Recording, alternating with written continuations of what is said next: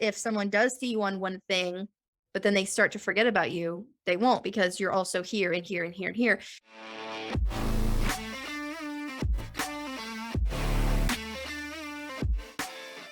No one finds me on social media, I'll tell you that.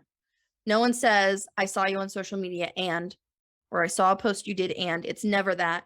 They'll say something like, I heard you on a podcast, which means it probably came up in their social feed, or someone sent them an email about it, or they were already following that show, right?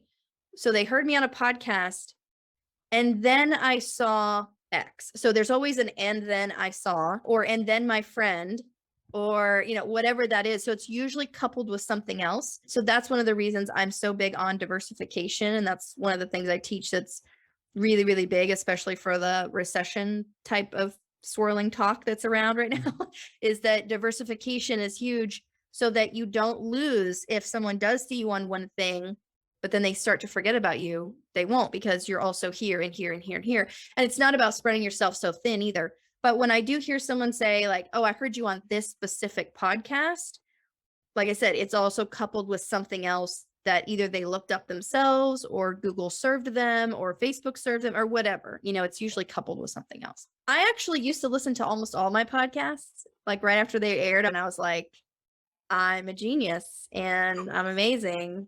And so I stopped listening to them for the most part, because I've gotten it to a point where if I talk about a subject, and I have 6 or 7 at this point that are like standard topics, I pretty much say the same thing. I do have different stories I throw in. I do have, like, when the guest asks, or the host asks me a question, like it's different, right? Each one is slightly different, but I have a message that's so clear that if they say, I've heard you on this podcast, and I can go look at the episode title, I know exactly what I said on that podcast.